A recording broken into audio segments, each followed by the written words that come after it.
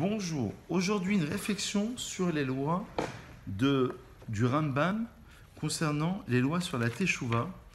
Et dans son livre Madar, le Rambam explique comment on peut faire Teshuvah. C'est dans son premier chapitre sur les lois sur la Teshuvah. Il dit la chose suivante. Lorsqu'un homme ne fait pas une mitzvah, un commandement positif, par exemple, il ne met pas les téphilines ou il ne met pas son talit, dès qu'il pense faire Teshuvah, eh bien évidemment, il peut rentrer, on va voir qu'il y a 4 niveaux, il peut rentrer dans cette relation avec Dieu, il est tout de suite pardonné. Mais il dit la chose suivante. Avant d'arriver à la Teshuvah, c'est quoi la Teshuvah? Premier niveau, c'est Chayav Leidvadot. Il a l'obligation de faire le vidouille, ça veut dire de faire la confession de ses péchés. D'ailleurs, d'après le Rambam, c'est une misat assez. Comment on fait? Eh bien, on va dire Ana Hashem Khatati Aviti Pachati du Maïmonide au XIIe siècle, dans l'ère espagnole. J'ai fauté, je me suis trompé. Donc il faut qu'il exprime. D'ailleurs, en exprimant, on sait très bien que c'est déjà le début d'un retour. Et le Rambam de rajouter celui qui multiplie le vidouille, cette confession de ses péchés, a raisé Meshubach et sera loué par Dieu. Et il explique que les Baalei Chataot, ceux qui approchaient des korbanot, sacrifices à l'époque du temple, au moment de cette approche de ces sacrifices, ils devaient faire un vidouille. Et ainsi en est-il concernant l'homme qui va blesser son prochain. Il va lui payer des dommages et intérêts, mais il faudra absolument qu'il lui demande pardon. Ça, c'est la première condition.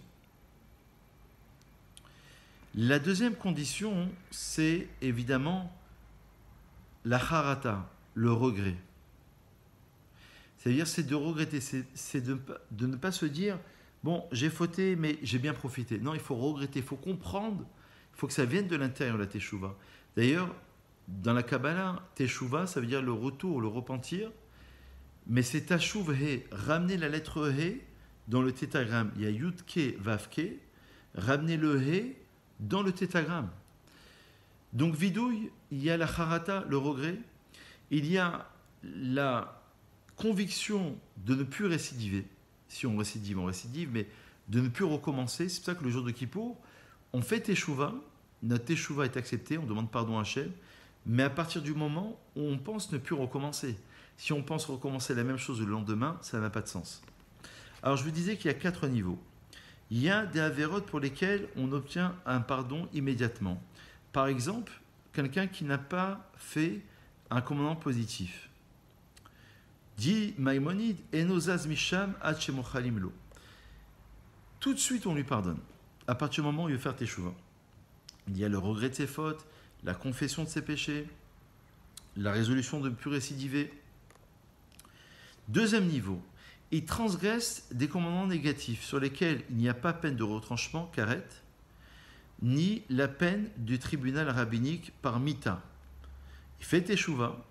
Alors, deuxième niveau, il faut qu'il y ait la Teshuvah, le repentir, et il faut attendre le jour de Kippour, quand il a transgressé un commandement négatif. Par exemple, il a mangé du porc, ou par exemple, il a transgressé n'importe quelle interdiction dans la Torah. À partir du moment où c'est un lave, une interdiction, l'eau tarassé, tu ne feras pas. Parce qu'il est dit dans le texte, Ki bayom azeh yachaper alechem. Ce jour-ci, le jour de Kippour, vous obtiendrez une expiation. Troisième niveau d'Imaïmonide, il transgresse un péché sur lequel il y a karet. Il mange du pain à Pessah. Ou alors, il va avec une femme qui est nida. Ou alors, il transgresse un péché, troisième niveau toujours, sur lequel il y a mita. Par exemple, il transgresse Shabbat. Et il fait Teshuvah. Il faut trois choses pour obtenir la Teshuvah, le pardon. La Teshuvah, le repentir, avec toutes les conditions.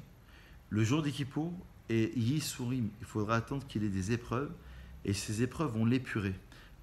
Tel disent nos maîtres dans le Talmud, l'huile qu'on va concasser, hein, c'est Israël, mais Marikim Avonotav. On va nettoyer Israël à travers les épreuves. Quatrième niveau, lorsque l'homme transgresse et il provoque à cause de cela un chilul Hashem, une profanation du nom divin, c'est-à-dire qu'il s'est mal comporté vis-à-vis des juifs qui ne sont pas très pratiquants, pire vis-à-vis des non-juifs qui vont dire bah, regardez ce que font les juifs, ils volent, ils mentent, ils se comportent mal, ils parlent mal, donc il a transgressé le nom d'Hachem.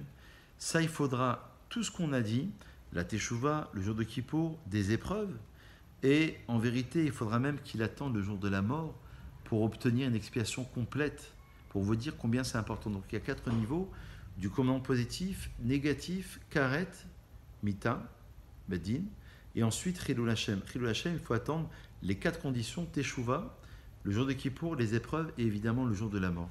Donc voilà comment s'opère cette Teshuvah. Mais dans son deuxième pérec, deuxième chapitre, le Rambam dit que la vraie Teshuvah, qu'il appelle lui Teshuvah Gmura, celle qui est complète, celle qui est parfaite, c'est à partir du moment où un homme a fauté, et lorsque il fait Teshuvah, il ne veut plus récidiver, ne veut plus recommencer cette même erreur. Se présente à lui, eh bien, dans les mêmes circonstances, la même situation, la même tentation, la même épreuve et la même transgression, et il ne la fait pas parce qu'il a fait Teshuvah. Ça, c'est une vraie Teshuvah. Umahi Teshuvah, dit le Rambam, on reprend, c'est quoi la Teshuvah dans le deuxième chapitre? Que l'homme abandonne son péché, qu'il enlève de son cœur, pour vous dire tout le travail intrinsèque que l'homme devra se faire. Vechem itnachem al she'avar, il devra regretter sur le passé, sur le fait qu'il a transgressé. Et ensuite, on l'a dit tout à l'heure, faire un vidouille, confession de ses péchés, j'ai fauté, j'ai fait telle chose, exprimer la chose, c'est déjà quelque part la faire sortir de son état.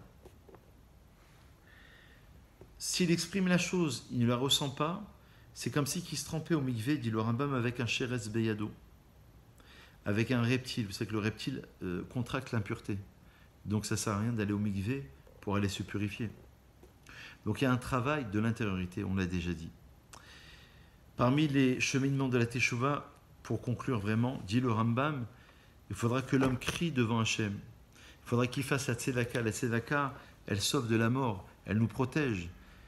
Il faudra que l'homme fasse de bonnes actions. Et évidemment, les 10 jours de pénitence entre Rosh Hashanah et Kippour sont considérés comme étant une période tout à fait propice, pour que notre Teshuvah soit acceptée, comme il est dit, Dirshu Hashem Beimatseo, rechercher Dieu à l'endroit où il se trouve. Tout ceci, on ne parle que d'un yachid, mais un tzibour, une communauté, plus de 10 hommes, c'est tout le temps où ils vont crier à Dieu, n'importe quelle période, ça sera accepté. Donc la puissance d'un yachid, pendant un particulier entre Rosh Hashanah et Kippour, est équivalente à la puissance d'un tzibour pendant le reste de l'année. Et évidemment, à travers tout ceci, l'homme va essayer de s'amender, va essayer de se retrouver avec son Créateur et de revenir, parce que c'est véritablement le retour vers son état initial. Comme on dit tous les matins, en guise de conclusion dans nos prières, on dit Elohai neshama shenatata bi teorahi, mon Dieu, l'âme que tu as placée en moi, elle est tahor. En vérité, c'est moi, elle est pure cette âme. C'est moi, l'âme n'est pas altérée, c'est moi qui suis altéré.